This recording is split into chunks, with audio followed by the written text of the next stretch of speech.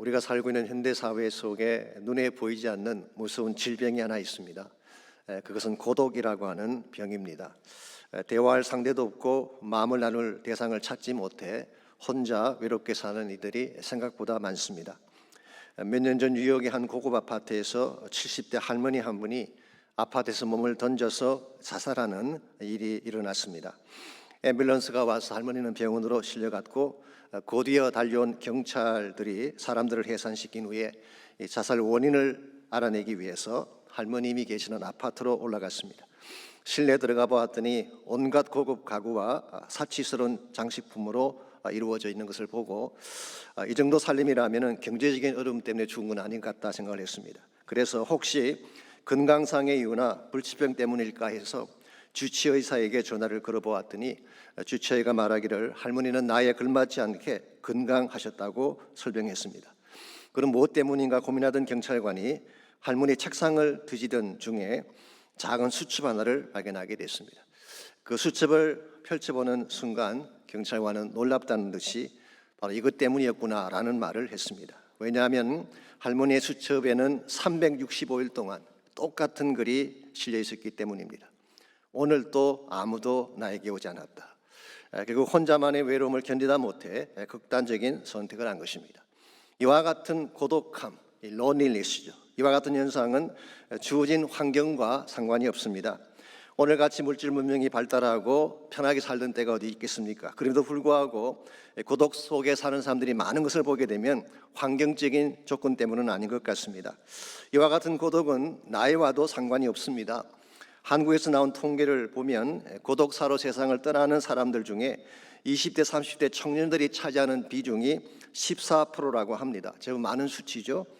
미국의 생명보험협회가 발표한 자료에 의하면 대다수의 연령층이 고독을 느끼지만 그중에서 가장 고독을 견디지 못해하는 그룹이 대학생 그룹으로 소개가 되고 있습니다. 조금 의외의 사실이죠.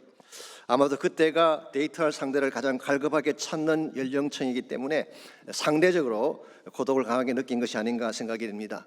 어쨌든 간에 고독이라고 하는 질병은 연령과 상관없이 우리 가진 부나 환경의 조건에 상관없이 누구에게나 찾아오는 질병이라는 사실입니다. 자, 그렇다면 이 고독이라는 병은 언제 어떻게 주어지는 것일까요? 몇 년 전에 새들백 교회의 릭 워렌 목사님이 쓰신 글을 보니까 그분은 고독을 가져오는 4가지 케이스를 그 책에서 소개했습니다. 첫 번째가 transition, 삶의 전환기에 고독이 찾아올 수가 있다는 것입니다. 예를 들어서 열심히 일하던 사람이 퇴직이라고 하는 transition을 맞게 되면 갑자기 허전해지고 고독해질 수가 있습니다. 혹은 한국에 살던 사람이 이민이라고 하는 새로운 삶의 터전으로 옮겨오게 되면 모든 것이 낯설고 생소한 가운데 느끼는 고독감이 있죠. 아마 우리들 가운데도 처음 몇 년간 미국에 온 이후에 홀로 울며 지냈던 밤을 가진 분들이 많이 계실 것입니다. 두 번째 케이스가 separation입니다. 이별과 분리가 가져오는 고독이죠. 어쩔 수 없는 여건으로 사랑하는 가족과 떨어져 있을 때 우리는 깊은 고독을 느낄 수가 있습니다. 혹은 질병 때문에 혼자 격리된 가운데 살아가야 할 때에, 특히 요즘같이 코로나 바이러스가 창궐하는 때에는 이 쿼런틴 당하는 혼자 격리된 침상을 가진 분들이 계시죠. 그때 느낄 수 있는 외로움이 가능합니다. 세 번째 케이스가 커뮤니케이션입니다. 이 대화의 단절에서 오는 고독이죠. 대화할 사람이 없다거나 혹은 있다고 하더라도 내 마음을 알아줄 자가 없을 경우에, 이런 측면에서 이 땅에는 고독한 남편, 고독한 아내들이 생각보다 많습니다. 네 번째가 rejection입니다. 거절과 버림으로 말미암아 주어지는 고독. 아마 이 케이스가 가장 아프고 힘든 케이스인지 모르겠습니다. 특별히 사랑하는 자로부터 버림받았을 때 그에게 주어지는 아픔은 참으로 견딜 수가 없을 것입니다. 언젠가 저희 교회에 하덕규 지금 목사님이 되셨죠. 그분이 가시나무라고 하는 노래를 만드신 귀한 분이 계시죠.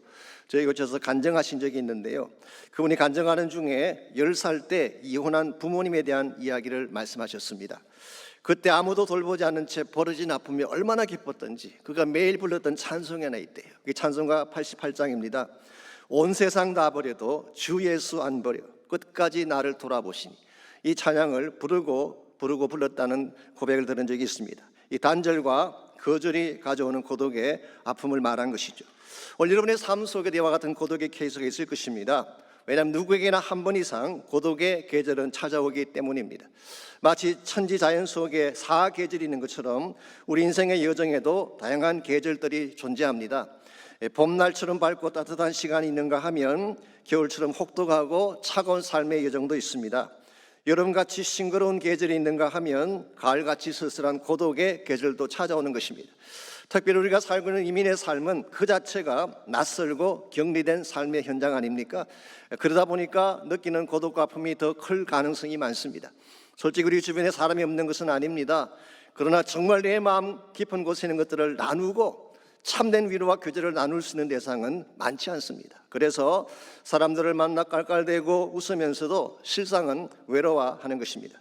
이와 같이 우리 삶 속에 언제나 찾아올 수 있는 것이 고독이고 누구에게나 찾아올 수 있는 것이 고독의 계절이라고 한다면 우리는 이 고독의 계절을 잘 준비할 필요가 있습니다.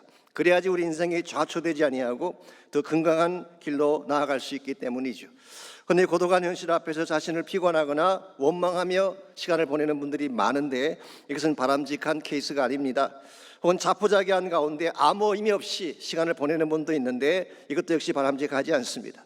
오히려 자신에게 주어진 고독의 의미와 가치를 발견하고 이것을 통해 하나님이 정말 이루기를 원하시는 하나님의 뜻을 향해 나아가야지 우리 삶이 더 건강하고 아름다워지게 되는 것입니다. 어떻게 하면 고독의 계절에 우리가 주눅들지 아니하고 이것을 넘어서서 참된 결실과 보람을 맺으며 살아갈 수 있을지 오늘 주신 본문을 중심으로 이것을 함께 나누어 보려고 합니다.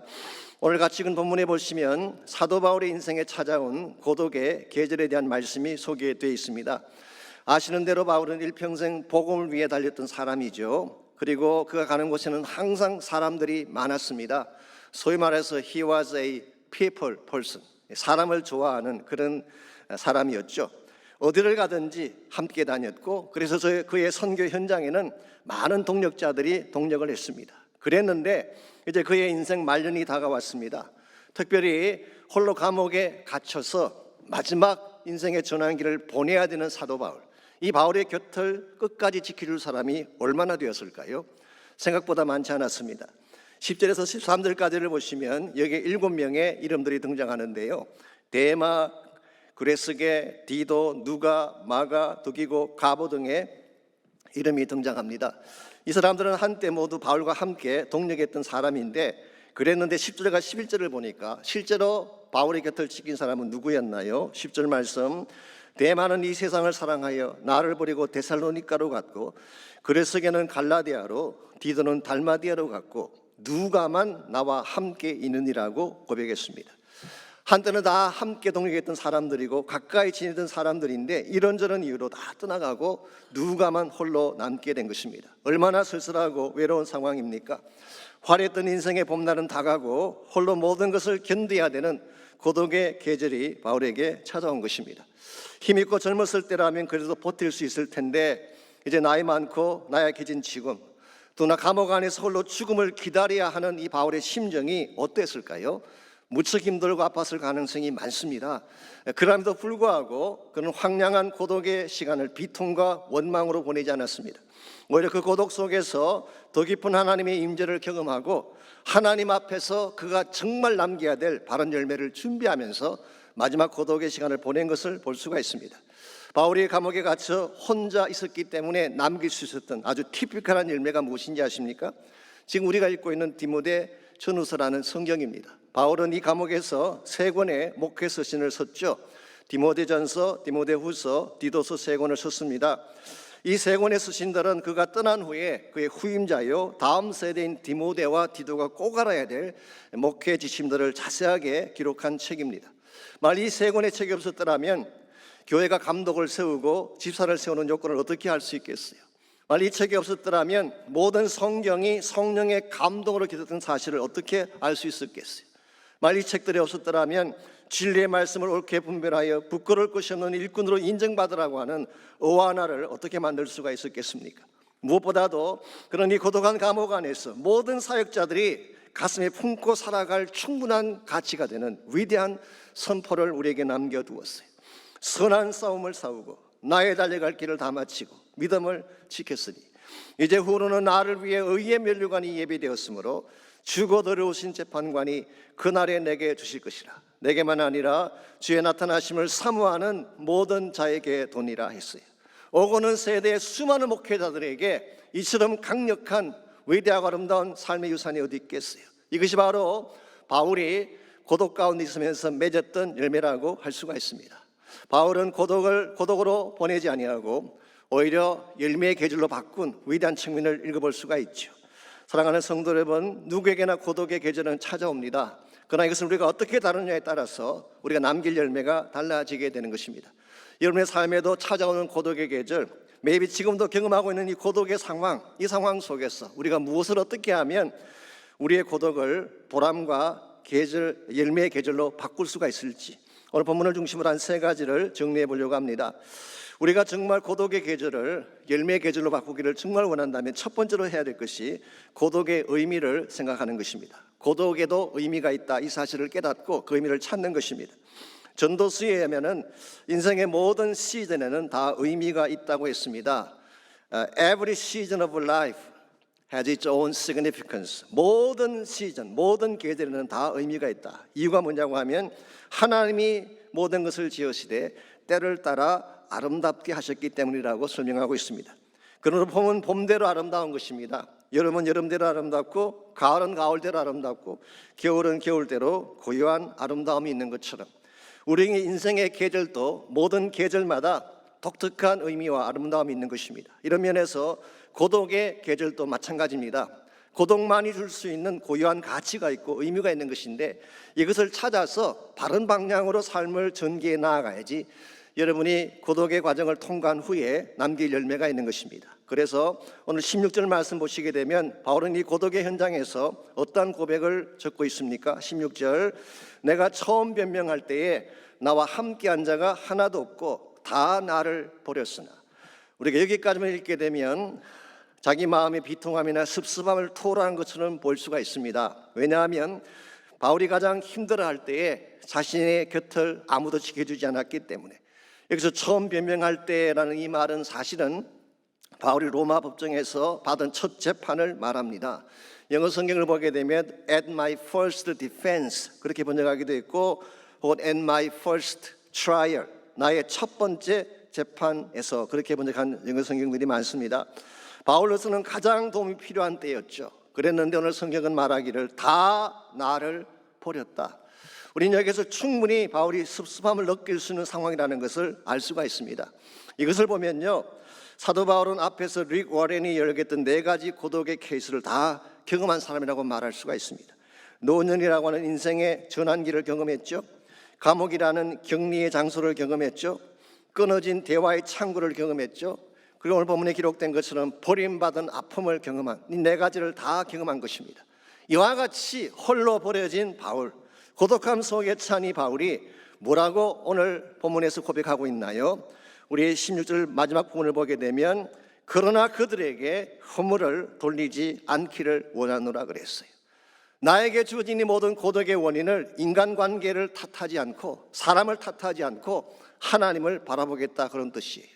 바울의 마음속에는 지금 주어진 현실이 중요한 게 아니라 내 곁에 있느냐 없느냐라고 하는 그 사실이 중요한 것이 아니라 이 고독 속에서 진짜 발견해야 될 하나님의 뜻, 하나님의 비전이 더 중요함을 인식한 것입니다. 그래서 18절 말씀 보시기 바랍니다. 바울이 남겼던 위대한 찬양의 고백이 나옵니다.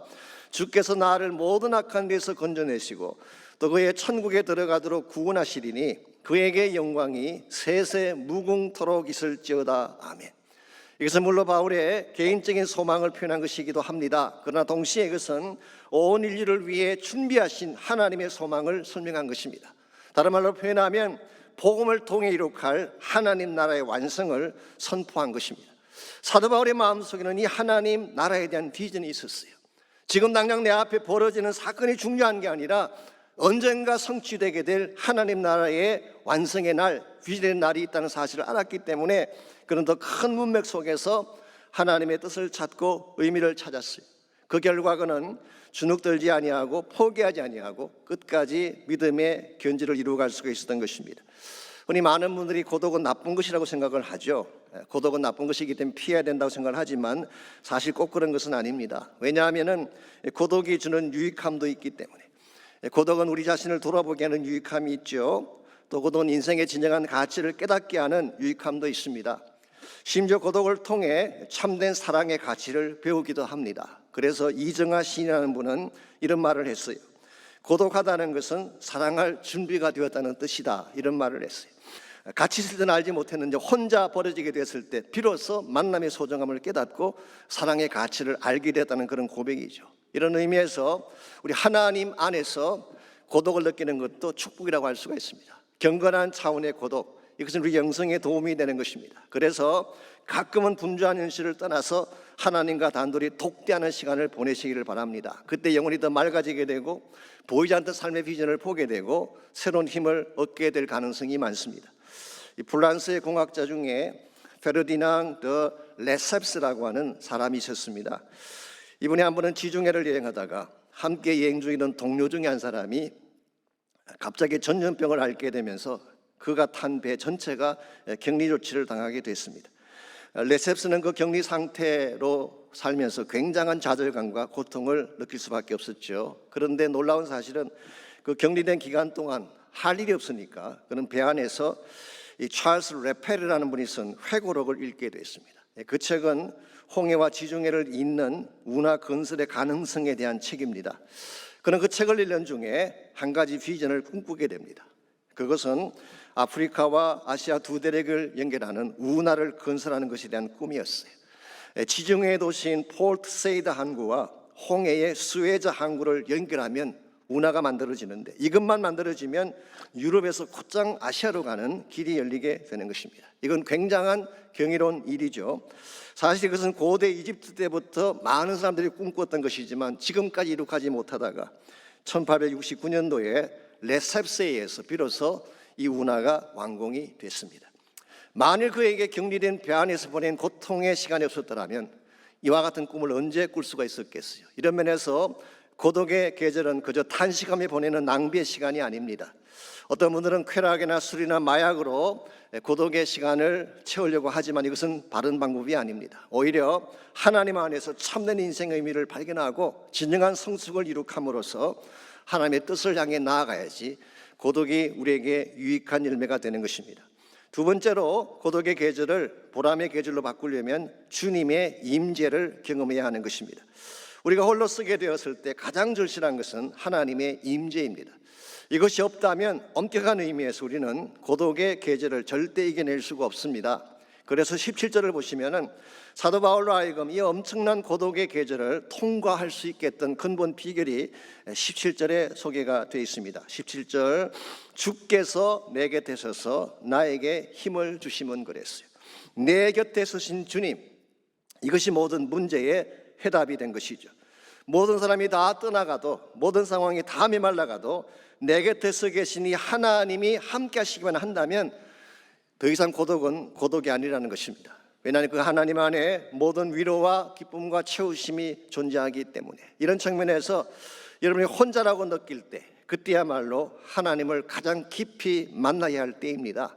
그때가 사실은 하나님이 가장 여러분 가까이 와 계실 때이기 때문에 그 순간에 하나님을 만나야지 진정한 차원의 회복이 일어나는 것입니다. 솔직히 말씀드려서 평소에는 잘 모릅니다. 하나님이 계신다고 하지만 어디 계신지 무엇을 하는지 관심도 솟지 않는데 모든 걸 다 읽고 홀로 쓰게 되었을 때 우리는 비로소 내 곁에 와 계신 하나님을 느끼게 되고 경험하게 되는 것입니다. 저는 그 좋은 예가 구약 성경에 나오는 야곱의 케이스라고 생각합니다. 야곱이 하나님을 가장 깊이 만난 시간이 언제였는지 아십니까? 홀로 있을 때였어요. 창세기 28장에 보시면은 그가 브엘세바 자기 아버지 집을 떠나서 멀리 하란으로 도망칠 때 아무도 그와 동행하는 자가 없었습니다. 홀로 한밤중에 누구 하나 대화할 상대가 없는 가운데에 고독한 광야 한가운데서 하나님을 만나지 않습니까? 그때 야곱이 잠에서 깨어나서 뭐라고 했나요? 여호와께서 과연 여기 계시거늘 내가 알지 못하였도다. 그런 광야 한가운데서 아무도 없는 곳에서 고독한 현실에서 비로소 하나님을 만난 것입니다. 뿐만 아니라 창세기 32장에 보게 되면 그가 20년 타향살이를 마치고 돌아올 때도 약복강 나루터에서 또 한 번 혼자만의 시간을 갖죠.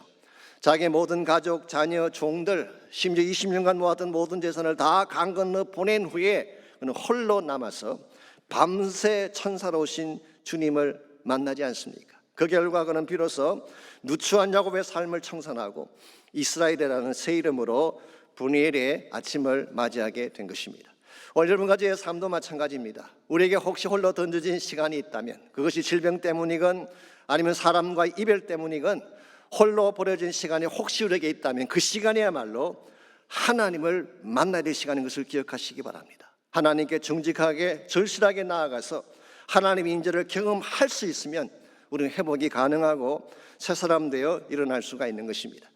사실 우리가 고독을 느끼는 근본 이유는 하나님을 떠나갔기 때문입니다. 우리가 다른 걸 다 가져도 하나님을 떠난 상태에서는 진정한 차원의 고독에 대한 해결책이 있을 수가 없습니다. 그래서 우리가 잘 아는 파스칼이 했던 유명한 말이 있잖아요. 모든 인간의 가슴 속에는 하나님 크기의 구멍이 있다. There is a God-shaped vacuum in the heart of each man. 모든 사람들의 마음 속에는 하나님 크기의 구멍이 있는데 이 구멍은 하나님이 아니면 채울 수 없다, 그런 말을 했잖아요. 이것이 아무리 좋은 환경에 살고 모든 축복을 다 소유하고 수많은 사람과 같이 있어도 인간이 고독할 수밖에 없는 근본 이유라고 할 수가 있습니다. 우리 마음 중심에 하나님이 계시지 않는다면 우리 마음의 빈 공간은 무엇으로 채워질 수가 없고 결국 고독한 가운데에 허무하게 인생을 마칠 수밖에 없는 것입니다.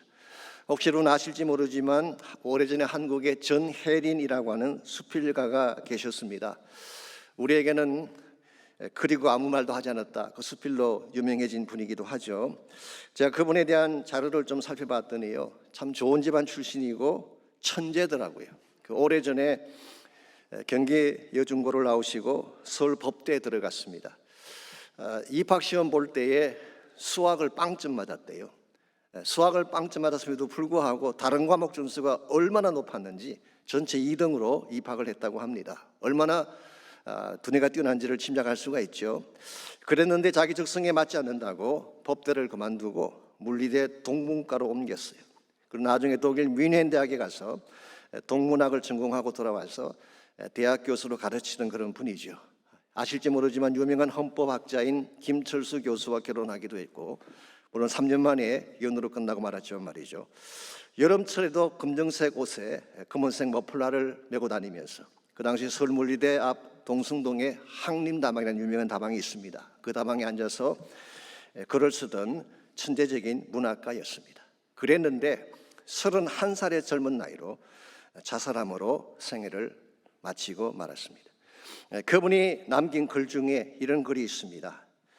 가끔 몹시도 피곤할 때면 기대서 울고 위로받을 한 사람이 갖고 싶어진다.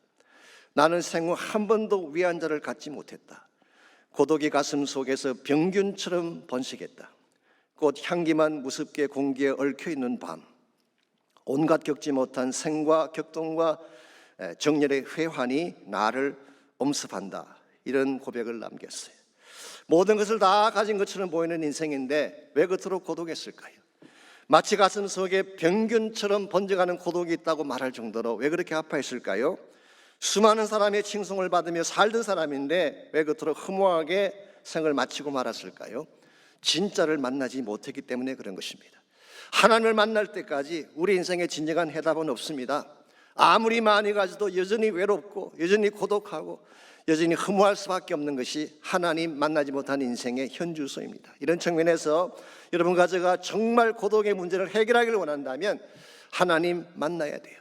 모든 사람이 다 떠나가도 내 곁에 서서 나를 붙들어 주실 그분을 만나야 돼요. 모든 것을 다 잃어도 내 가슴에 참된 기쁨과 행복을 안겨주실 그분을 만나야 돼요. 내가 피곤할 때면 기대서 울고 위로받을 수 있는 유일한 한 분이신 예수님, 그분을 만날 때에 고독을 이길 수가 있게 되고 고독 너머에 있는 참된 기쁨을 향해 나아갈 수가 있는 것입니다. 이와 같이 우리 모두에게 찾아오는 고독의 계절, 이것을 감당해내기를 정말 원한다면 첫 번째는 고독의 의미를 발견해야 돼요. 고독의 가치를 찾아야 되는 것입니다. 두 번째는 고독한 가운데 인지하시는 하나님을 만나야 됩니다. 마지막 세 번째로 우리가 정말 고독의 계절을 잘 감당해내기를 원한다면 고독한 가운데도 불구하고 최상의 사역을 추구해야 됩니다. 최상의 사명을 추구할 때에 우린 고독을 넘어서게 되는 것입니다. 고독이 왔다고 모든 것을 멈출 필요는 없습니다. 오히려 그 상황 속에서 내가 할 수 있는 최선을 찾아서 바른 사역을 하게 되면 고독을 넘어설 수가 있는 것입니다. 13절 말씀 보시기 바랍니다. 사도 바울은 지금 처한 상황에서 좀 특이하다고 할 수 있는 부탁 하나를 디모데에게 하고 있습니다. 13절 말씀, 내가 올 때에 내가 들어와 가보의 집에 둔 겉옷을 가지고 오고 또 최근 특별히 가죽 종이에 선 것을 가져오라 부탁했어요. 이 두 가지 아이템을 가져오라고 했는데요, 하나는 겉옷이고 또 하나는 가죽 종이에 선 책입니다. 이 책은 물론 성경책을 말하는 것입니다. 아니, 생각해 보십시오. 이제 곧 처형당할 노인분이 따뜻한 음식이나 몸을 누이시는 오리털 이불 같은 것을 가져오라고 부탁을 해야지, 겉옷은 왜 가져오라고 하며 가죽에 선 성경책 왜 가져오라고 하는 것일까요? 이 겉옷이라고 하는 것은 외출할 때 필요한 옷입니다. 그리고 가죽 성경은 왜 필요한 것일까요? 우리는 이 말씀을 통해서 한 가지 중요한 사실을 발견할 수가 있습니다. 바울은 지금 죽음 직전까지 갔고 노시한 가운데 있지만 죽을 때 죽더라도 내 생명이 살아있는 한 마지막까지 해야 될 사명이 있다는 사실을 인식하고 있어요. 17절을 보시면 좀 더 구체적인 내용을 발견할 수가 있습니다. 17절, 주께서 내 곁에 서서 나에게 힘을 주시면 나로 말미암아 선포된 말씀이 온전히 전파되어 모든 이방인이 듣게 하려 하심이니 내가 사자의 입에서 건짐을 받았느니라. 여기 선포된 말씀이라는 표현이 나오는데요, 헬라 원어를 보게 되면 캐리그마라고 하는 유명한 단어가 사용되어 있습니다. 이 캐리그마는 사도들의 설교를 말합니다. 아포스톨릭 프리칭, 사도행전에서 나오는, 즉 십자가와 부활의 메시지, 복음 메시지를 말하는 것입니다. 지금 바울의 마음속에 한 가지 갈망이 있다면, 나로 말미암아, 내가 지금 비록 감옥에 갇혀 있고 노시한 가운데 있지만 나로 말미암아 하나님의 복음의 말씀이 전파되어져서 모든 이방인이 듣기를 원하는 것이라고 했어요. 오늘 여러분들 바울의 현실을 보게 되면 결박당한 가운데 있고 감옥 안에 던져진 노년의 시간을 보내고 있는데, 그러나 사형 선고를 받고 언제 형장으로 끌려갈지 못하는 처참한 가운데 있는데, 바울의 심령 속에는 누구도 억제할 수 없는 강한 의지가 있었어요. 강한 하트가 있었어요.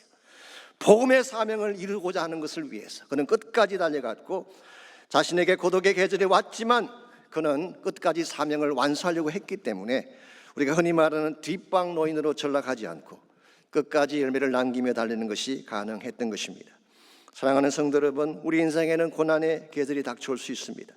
우리를 낙심시키고 다시는 일어서지 못하는 어려운 상황이 찾아올 때가 있죠. 그러나 우리는 거기에 굴복하면 안 됩니다. 고난이 올지라도, 고독의 계절이 찾아올지라도 우리는 사명 위에 일어서야 되고 복음 위에 일어서야 하는 것입니다. 왜냐하면 고독한 우리 가운데에 주님이 함께 계시기 때문에. 여러분, 사람들은 우리 곁을 떠나갈 수가 있습니다. 세상은 우리를 버릴 수가 있지요. 환경 따라 조건 따라 변하는 것이 세상의 인심이기 때문에 세상은 얼마든지 우리를 버릴 수가 있습니다. 그러나 하나님은 그렇지 않아요. 한번 사랑하시면 끝까지 사랑하시는 그 하나님께서 내 곁에 서서 나를 강건케 해주신다면 우리는 고난의 한가운데서도 다시 일어설 수가 있게 되고, 모든 사람이 떠나간 고통의 시간 속에서도 하나님의 사명을 이룰 수가 있는 것입니다. 얼마 전에 베테랑스 데이가 지나갔습니다마는 미국이 자랑하는 2차 대전의 참전 용사 중에 해롤드 러셀이라고 하는 사람이 있습니다. 이 사람은 진주만 폭격으로 미국이 2차 대전에 참전하게 되었을 때 자원에서 미 제13 공수단에 입대를 했습니다. 그러다가 1944년 6월 달에 전투를 준비하던 중에 예기치 않던 폭발 사고로 자신의 양손을 잃어버리게 되죠. 웬만한 사람 같으면 불구가 된 자신을 보며 평생을 고통과 운명 속에 살았을 법한데, 해롤드 러셀은 그렇게 하지 않았어요. 왜냐하니까 하나님 안에서 믿음으로 자기 인생을 조명해 보았기 때문에 그렇습니다. 그래서 그는 그와 같은 고통에도 불구하고 양손에 의수를 만들어 끼우고 다른 사람들과 똑같이 밝게 열심을 다해 살아갔습니다. 이것을 옆에서 지켜보던 한 영화 감독, 윌리엄 와일드라고 하는 유명한 감독이 있습니다. 이분이 그의 스토리를 영화로 만들 것을 제안을 했습니다. 그리고 해롤드 러셀 자신을 그 영화의 주인공으로 캐스팅을 한 것입니다. 이건 사실 파격적인 것이고 모험적인 것이죠. 한 번도 액팅을 해보지 아니한 사람을 영화의 주인공으로 세운다는 것은 굉장히 위험 부담이 큰 것입니다. 그랬는데 이 영화에서 해롤드는 양손이 잘라진 불구자의 연기를 최선을 다해 펼친 결과 그는 그해 아카데미상 2개를 수상하게 됩니다. 하나는 연기상이고 또 하나는 공로상이었어요. 공로상은 베테랑에게 상위 군인들에게 희망을 주었다고 해서 받은 상이었습니다. 그가 주연했던 영화의 제목이 무엇인지 아십니까? 우리 생애 최고의 해라고 하는 영화였습니다. The best years of our lives. 우리 생애 최고의 해. 비록 불구자이고 고통의 조건을 가진 가운데 살아왔지만 그의 마음속에 하나님을 품고 살아갔기 때문에 그는 생애 최고의 날을 만들 수 있었음을 영화를 통해 표현한 것입니다. 이 해롤드가 자신이 탄 상금 전액을 상해 용사들을 위해 기부금으로 내놓았을 때 기자들이 찾아와서 질문을 했습니다. 당신의 신체적 조건이 당신을 좌절시키거나 비통하게 만들어준 적은 없습니까? 그때 해롤드 롤셀이 했던 유명한 말이 있죠. 당신이 잃어버린 것을 계산하지 말고 당신에게 남아있는 것을 보게 되면 어떤 상황에도 하나님께 감사할 수가 있다. 잃어버린 것을 계산하는 것이 아니라 아직도 남아있는 것을 보게 되면 하나님께 감사할 수 있다. 우리가 하나님께 감사하게 되면 하나님은 내가 잃어버린 것의 10배의 열매를 내 삶 가운데 채울 수 있다라는 고백을 했어요. 여러분, 처음부터 행복한 인생, 불행한 인생 따로 있는 것이 아닙니다. 우리 인생 여정 속에 하나님을 만나느냐 만나지 않느냐에 달려있는 것입니다. 아무리 좋은 조건에 많은 것을 소유했다고 할지라도 하나님 만나지 못했으면 여전히 외롭고 힘든 인생길을 걸을 수밖에 없습니다. 그러나 하나님 만나서 그 임재 속에 살게 된다면, 그분의 사랑 가운데 거하게 된다면, 설사 내가 모든 것을 다 잃어버려도 내 삶을 모든 것이 다 날아가 버리고 모든 사람이 다 나를 떠나가도 우린 스틸 노래하며 기쁨 속에 살 수가 있는 것입니다. 그러므로 오늘 아침 저는 여러분 모두가 이 하나님 만나시기를 주의 이름으로 축원합니다. 그 사랑 안에서, 그 능력 안에서 참 하나님의 뜻을 발견하고 노래하며 달려가는 여러분 되시기를 바랍니다. 상황은 항상 우리를 어게인스할 때가 많습니다. 사람들은 항상 우리에게 상처 아픔을 남길 때가 많이 있죠. 그럴지라도 그리스도 안에서, 하나님 안에서 참 사랑을 발견하고 참된 인생의 의미와 목적을 발견하고 그분을 향해 달려가게 된다면 어떤 상황 속에서도 노래하는 것이 가능하고 기쁨 가운데 승리하며 사는 것이 가능한 것입니다. 그러므로 이 아침 우리가 함께 기도할 때에 정말 나의 고통 가운데 임재하신 하나님을 찬양하며 기도하십시오. 무슨 일을 당할지라도 주를 향한 노래를 멈추지 않겠다고 나의 사랑을 고백하며 주 앞에 나가는 시간이 있기를 바랍니다. 혹시 여러분 가운데 아직도 예수님 만나지 못한 분이 혹시 계신다면 아직 늦지 않았습니다. 그를 만나게 될 때까지 우리는 외로움을 벗어날 수가 없습니다. 고독의 계절을 벗어날 길이 없습니다. 그러나 그분 만나게 되면 어떤 상황 속에서도 체험받게 되고 위로받게 되고 행복자가 될 수가 있기 때문에 반드시 예수님 만나야 됩니다. 예수님의 그 십자가 피 묻은 손을 붙잡으시기를 바라고 마음의 문을 열고 그분을 초청하시기를 바랍니다. 그리고 남은 생에 그분과 함께 달려감으로써 참된 승리를 이루고 참된 열매를 맺는 여러분 모두가 되실 수 있도록 기도하시기 바랍니다. 이 아침 다 함께 결단하며 우리 마음을 주께 올려드리며 함께 기도하겠습니다.